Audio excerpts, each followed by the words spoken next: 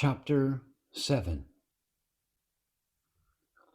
Ramakrishna, the Great Explorer. The world has seldom witnessed such a great spiritual inquirer and explorer as Sri Ramakrishna was. The story of Swami Abhedananda's life cannot be complete without the story of the life of Sri Ramakrishna. For the life of Sri Ramakrishna is a vivid commentary on that of the latter. And the two lives, that of the master and disciple, formed, as it were, one complete whole.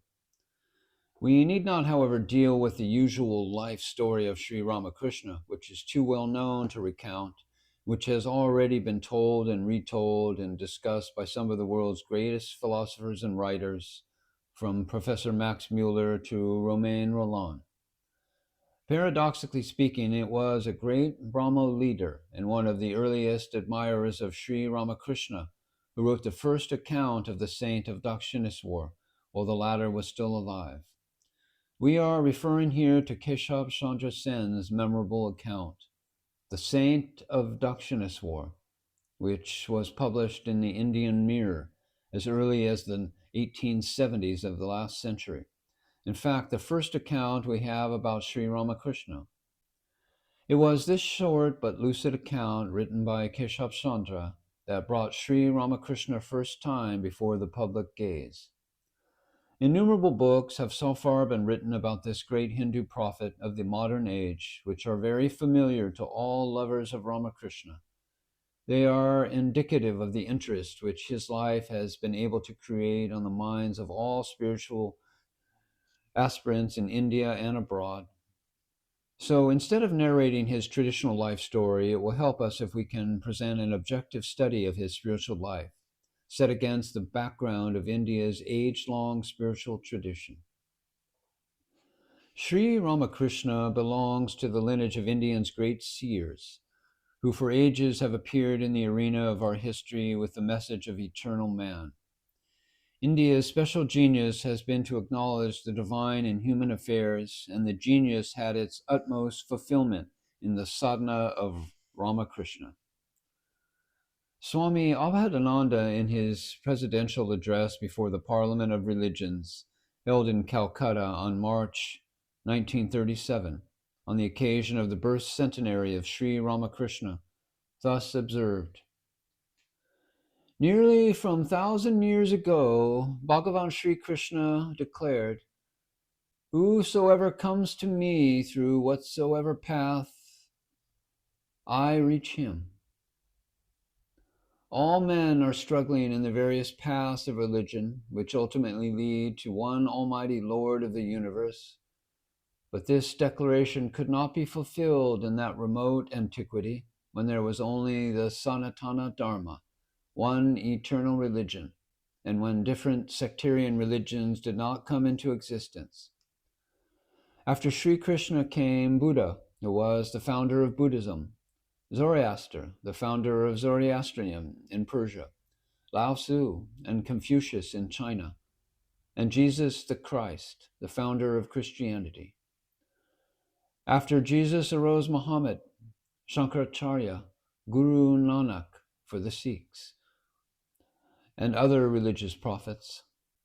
At last, in the 19th century, Bhagavan Sri Ramakrishna came to fulfill that declaration by practicing the religious methods of various creeds and living like the consummation of all the prophets, seers, and incarnations of divinity that appeared before his advent. And Swami Vivekananda wrote, "Then it was that Bhagavan Sri Ramakrishna incarnated himself in India to demonstrate what true religion of the Aryan race is. He was the living embodiment of the Vedas, the Upanishads, and other Hindu scriptures. He lived in one single life that was not only the Hindu, but the whole human race lived spiritually for ages." 10 years after the death of Ramakrishna, Professor Max Muller brought out his essay, A Real Mahatma, in which the noted professor showed the difference between the imaginary Mahatmas and the real Mahatmas, or the great souls of India, who had reached God consciousness and had manifested divinity in all the actions of their daily life. This essay, which was the highest tribute of honor and respect paid by this Christian scholar to a divine manifestation in India, was subsequently elaborated into book form under the name and title of Ramakrishna, His Life and Teachings. It was since then that the unsectarian and universal teachings of Sri Ramakrishna began to attract the attention of the sincere and earnest seekers after truth among the Christian world. But let us consider for a moment the historical perspective of Ramakrishna's phenomenal advent, for essentially this colossal spiritual personality was a man of history. For over 6 centuries, Bengal had been under foreign yoke, and one of Muslim power after another had claimed and exacted her allegiance till, on the eve of the 19th century, she became a veritable apple of discord among rival claimants, including some of the greatest and most go-ahead European powers. The effects of these successive waves upon the social, moral, and religious fabric of the Hindu community became exceedingly complex through the impact of English influence and incipient English education. Emerging from the sphere of operation of these conflicting forces, Bengal presented a piteous spectacle of a conflicts of faith and ideals, of a blind bigotry and equally blind skepticism, of rank atheism side by side with sanctimonious Brahmanism, and of utter laxity of moral and religious discipline, countenanced and supported by a pharisaic appeal to scriptural sanctions in matters great and small. What applies to Bengal applies also to other parts of India at the time, only in varying measures. But everywhere the forces of disruption were fully in operation. Christianity had made no appreciable impression on Hindu life and culture, and Muslim influence had left its mark on the outer fringe of Hindu society. For the Hindu social structure, being preeminently conservative, prevented any effective saturation with Christian or Islamic principles. To take another illustration, Bengal is the common home of Vaishnavism and Shaktivism. No two sects can be more unlike each other in the doctrines and disciplines which they indicate and general outlook and attitude of life that they respectively induce. But the difference is appreciable only to the devotee eager to go into the heart of religion and bring his life into line with it. With a soulless religion reduced to a set of conventions and customs, ceremonials and festivals, it matters little whether one professes Vaishnavism or Shaktiism, or even indifferentiism or theism. In the days before the advent of Sri Ramakrishna, the Shakta or Shiva, the Vaishnava or Vedantis, one had only to conform to the outward religion that went by the name of Hinduism to be counted as the orthodox fold. With the large majority, religion was but another name for convention, and the practice of it consisted in conforming to certain forms and rituals from which all spirit had departed. And what was worse, some of these ceremonies were revolting to the moral sense of the one who seemed to be in a perverted mind. The silent forces of good and evil prevailing towards the closing decades of the 18th century in Bengal told upon the fabric of society and brought about a veritable era of transition. The religious genius of Hinduism was not too slow to take advantage of the new atmosphere in the national environment. First, it was in Raja Rammohan Roy we see the spiritual genius of Hinduism, waking up to the beginning of a new life under the silent but sure operation of the forces mentioned above. The Shakti and the Vairagya Mukti, the dispassionate liberation of Hinduism fired with the iconoclasm of Islam and manifesting itself in a fearless declaration of unidolatrous Hinduism based on Vedanta. Like the stream that issues from the mountain and yet lashes itself into fury against its mountainous home till it breaks down all barriers and finds an outlet for itself, the spirit of Ram Mohan, essentially Hindu, lashed itself into fury against the Hinduism of the day till, breaking down all bonds of idolatry and meaningless ritualism, it found its lead in the contemplative reason of the Upanishads and the Brahma Sutras. The conception of divine unity with its resultant, that of universal brotherhood in a more or less pronounced form, has again and again burst forth in the shape of reform movements which, despite bitter opposition on the part of the orthodoxy, have from time to time purged Hindu religion and society of impurities and reestablished them on the basis of truth, love, and purity. Between the 14th and 17th centuries, 3 such movements arose, led by Chaitanya, Kabir, and Nanak, respectively. They all preached the unity of the Godhead.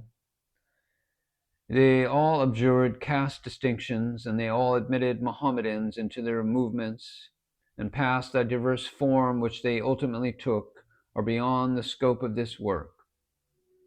But Chaitanya, Kabir, and Nanak, as is common knowledge, they finally lapsed back into Orthodox Hinduism, divested of many of their essentials, some unessentials taking the place of the essentials, and serving to distinguish them into separate sects of the Hindus.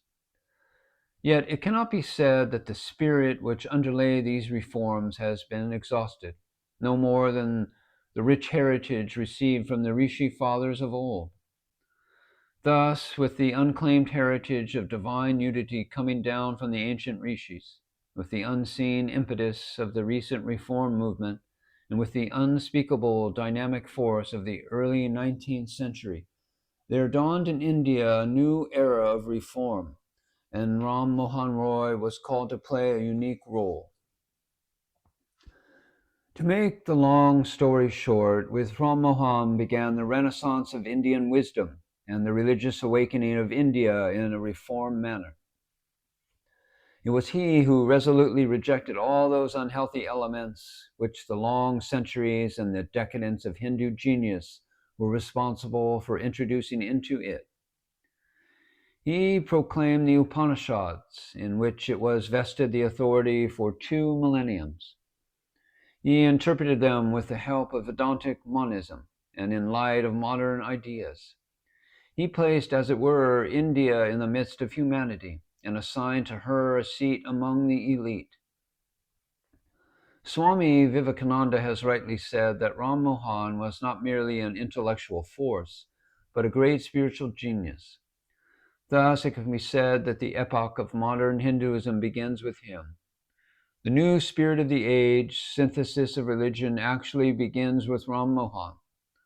What he visualized was not the India of the Hindus, but the India of cosmic humanity. What was begun by Ram Mohan was completed by Sri Ramakrishna, who was born just 3 years after the death of Ram Mohan. He is distinctively different from the other great spiritual sons of India before his day. According to a modern philosopher, Ramakrishna was the silent man of God. He was a child of nature, a child of the Divine Mother. His character can be summed up in one word: God-centered. He was God-intoxicated. Nothing in life, the warmest relations, the family ties, could deflect his being from the quest of his soul, God. Today, this God-intoxicated man is universally regarded as a divine incarnate who harmonized within himself all the spiritual thought and experience of the world's past. Living quietly on the bank of the Ganges at the Dakshineswar temple, Sri Ramakrishna renounced in an almost continuous state of God consciousness, sometimes losing himself utterly in the absolute Brahman, sometimes in a slightly lower state, communing with the personal God in one or other forms, sometimes perceiving this world of multiplicity through and through with the unifying substance of divinity. It is the character of Sri Ramakrishna that is of utmost importance to us. The very character of this God-centered man tells more complete tale in the way of revelation than all the most well-balanced metaphysical theories put together. Vivekananda himself used to express this view on more than one occasion. His life is the demonstration of means towards all spiritual ends.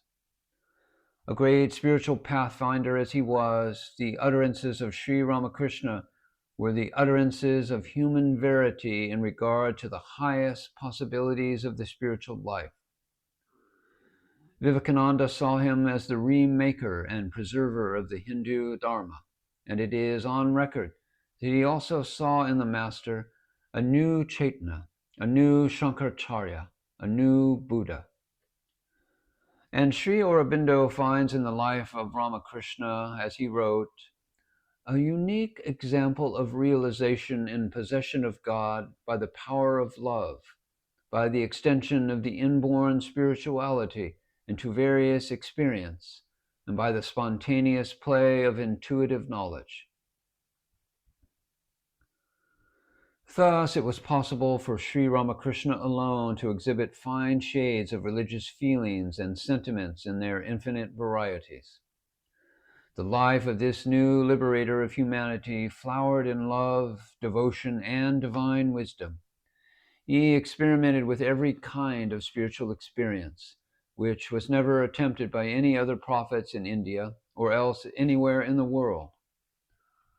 All we know that during the early years of Ramakrishna, the Brahmo Samaj had its palmy days. The synthetic intellectual spirit of Ram Mohan, together with the aesthetic intuition of Devendranath Tagore and the living ecstatic faith of Keshav Chandra Sen, had made the Brahmo Samaj movement a very strong and effective movement amongst the cultured people. Orthodox faith was shaken to its foundation. It was at this time that Sri Ramakrishna, by his intense spirituality, which he had attained by the time-honored disciplines and methods, showed the dynamism and potentiality of the Orthodox faith. He had the spiritual genius to establish that Hinduism was not idolatry, that there was a fine scientific discipline in the Orthodox to evoke spiritual powers and extensive visions. We also know that he practiced many forms of sadhana, or spiritual practice. Before his time, differences prevailed among the adherents of various faiths, each of them claiming superiority for his own. It was Sri Ramakrishna who could not tolerate these differences in the fundamental convictions of human life. He had the special genius to practice these faiths and judge them by their fruits before he would give out any solution. The history of the world had never witnessed a spiritual experimentalist like Sri Ramakrishna, who gave out this famous declaration: as many orthodoxies, so many paths, all paths lead to the same goal. A child of the Divine Mother as he was, Sri Ramakrishna could consciously feel the ingress of dynamic spirituality in his being, which he could easily transmit to others.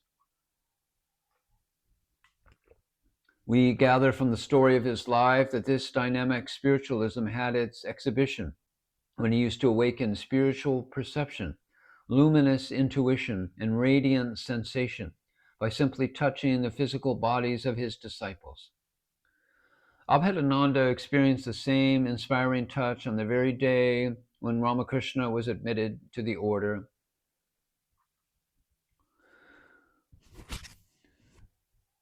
Once Vivekananda too had the same inspiring touch when his doubtful mind was not ready to accept him as the master. He said, The first part of Sri Ramakrishna's life was spent in undergoing extreme austerities and engaging in a multiplicity of spiritual practices. There was no religious path which he did not quickly follow to its destination, and none which he found invalid. Thus he became a living verification of the fact, new to the world, that all religions, if practiced earnestly, lead to the Godhead. He became also an unerring guide, for he was intimately acquainted with the landmarks and pitfalls of each spiritual road, and knowing at a glance the heart and mind of everyone who came to him, he was able to mold and quicken the life of each along the line best suited to his nature. The childlike purity of this God-intoxicated man was the source for the profundity of his teachings, which were as simple and unsophisticated as could be imagined.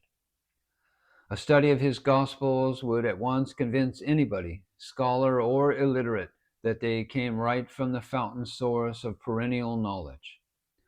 Thus, the teachings of Sri Ramakrishna, who combined in himself a vast intellect and an unbounded compassion, who was, in fact, cosmic in heart and mind, were unique both in their all-inclusiveness and in their insistence upon the ability of man to know God directly and in this life. The sadhana that began at Dakshineswar during the second half of the last century, the 1800s, and which continued for 12 years at a stretch, was unique. The story of Sri Ramakrishna's life reveals the stages he had to cross, one by one, before attaining the summum bonum.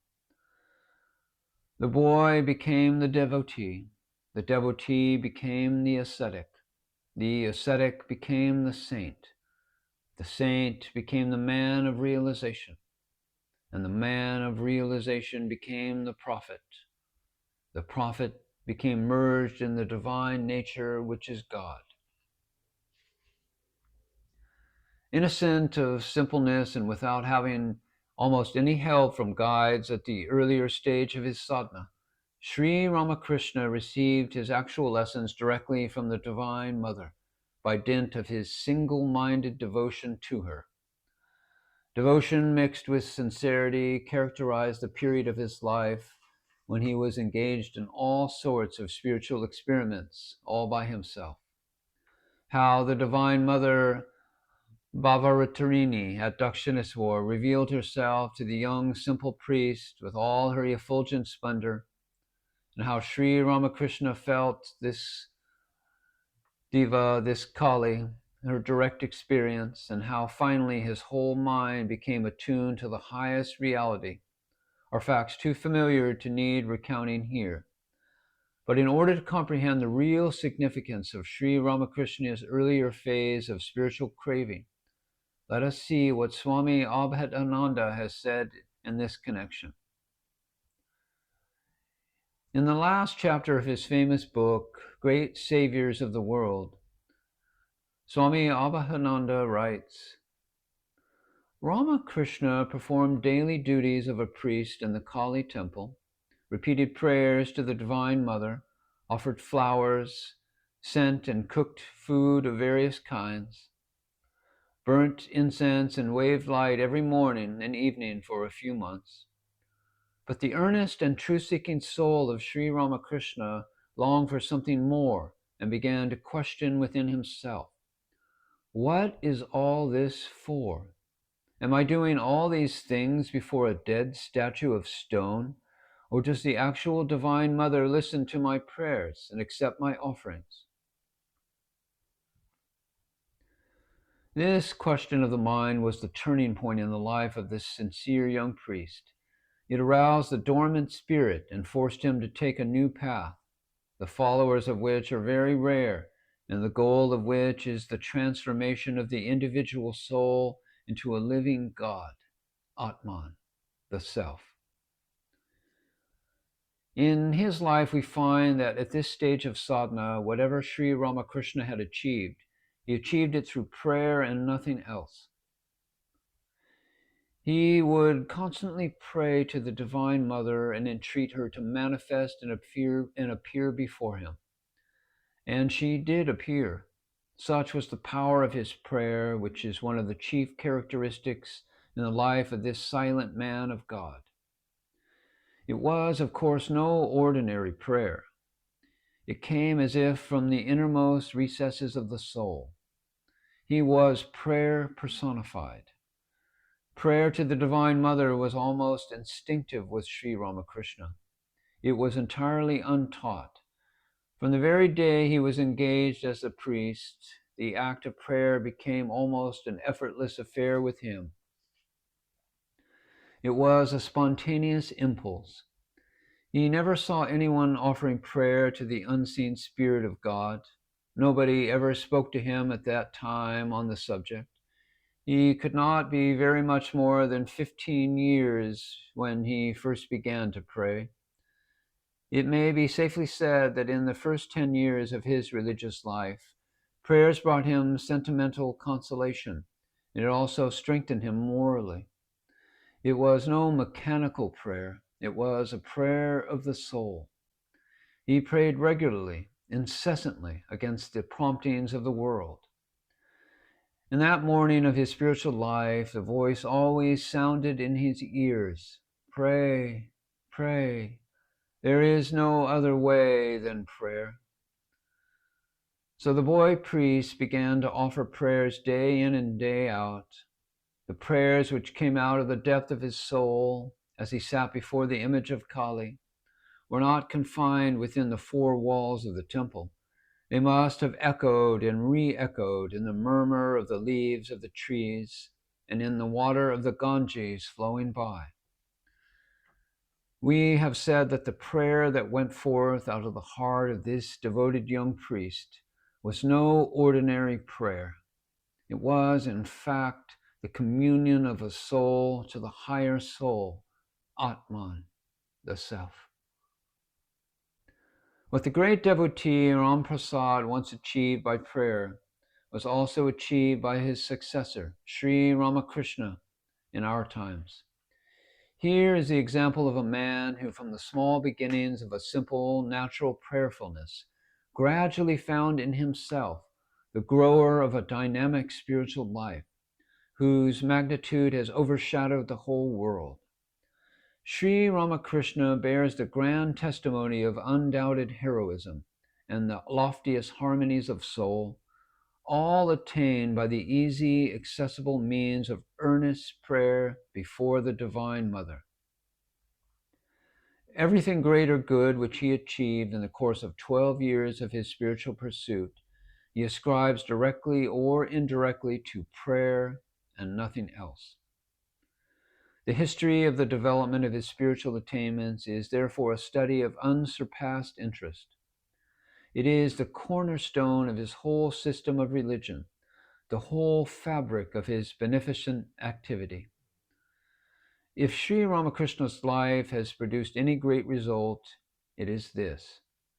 He has undoubtedly taught a number of men, as well as his chosen disciples like Vivekananda and Abhedananda, the reality of daily intercourse with the Spirit of the Divine. The formless essence of the Divine Being and attributes he has embodied in a living, heartfelt worship, which has brought in its wake a new type of spiritual regeneration. The invisible God he has made visible to his disciples. This single accomplishment stands as the stateliest memorial to the character of this God-intoxicated man. Even when he was firmly established in the highest consciousness of God and was totally unified with the cosmic will, Sri Ramakrishna did not give up his earlier habit of offering prayers to the Divine Mother. Such was his adherence to this simple art of worship. He has shown the world, this world of science and reason, that God is approachable and visible through prayer and prayer alone, provided it comes out of the utmost recess of the soul, attuned to the love of God. To make it more precise, the prayer must be the panting of the pure heart, for in religion nothing is more requisite than a pure heart. The pure heart of a sadhak who has affirmed himself in full consciousness is transformed into a mental sky with its own sun, moon, and stars. And Sri Ramakrishna was as pure and lovely as a lily. To him, the attainment of religion was the very justification for his very existence. And Vivekananda truly says that when the power that attracts the light of religion in the receiving soul is full and strong, the power which answers to that attraction and sends it light does come as a matter of course. Everything in Sri Ramakrishna's life was to the purpose.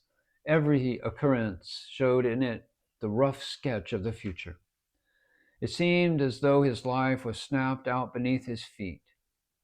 He was ordained by God to marry a 23-year-old girl who was only 5 years old. To marry at 23 a girl who was only 5. The marriage of this godchild with Sri Sharada Devi, who was a pure and noble soul, has a special meaning for us, and their conjugal life needs our closer study. Just only to find out that the true greatness of this great sadhak. And in this connection, we can do no better than to quote from the writings of Swami Abhedananda. The Swami writes, Sri Ramakrishna conquered all lust and attachment to women by realizing that every woman, young or old, is the earthly representative of the Divine Mother. He worshipped all women by seeing the Divine Mother in them. He did not run away from his wife, but worshipped and realized her as the embodiment of the Divine Mother. In the lives of previous Hindu avatars, as well as of great Shiva, we find that they all had wives and children. Gauranga married twice, but had no issue. There are examples of world teachers like Shankaracharya, Christ, and others who lived a pure life and remained unmarried.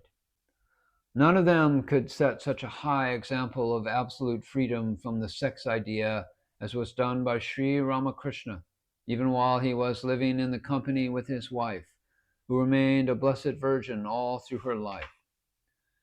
In this age of lust and greed, when men and women have no control over the sex urge and idea, when the ideal of brahmacharya or celibacy is almost forgotten, Bhagavan Sri Ramakrishna and his wife Sharada Devi showed in their lives how spiritual marriage is possible purely on the soul plane. Once we can fully comprehend the secret of this spiritual union of the two God-intoxicated souls, we can perhaps realize the true significance of the advent of Sri Ramakrishna in this age of science and reason. It was the special genius of Sri Ramakrishna which uplifted womanhood. He taught that every woman, young or old, was the representative of the Divine Mother. He worshipped God as the Mother of the universe and frequently declared that his Divine Mother had shown him that all women represent divine motherhood on earth. This is why both Vivekananda and Abhedananda have firmly declared that for the first time in the religious history of the world was this ideal preached by any divine incarnation. And this is where lies the real greatness of Sri Ramakrishna. Sri Ramakrishna fully realized the grand truth of the eternal Hindu religion, the Sanatana Dharma, practicing all the various kinds of sadhana in one single life. And when he proclaimed his message, the world listened to him. Abhedananda has rightly observed that pundits and scholars of every nationality, as well as hundreds of devout men and women of all sects, came to see him and listened to his original and wonderful teachings.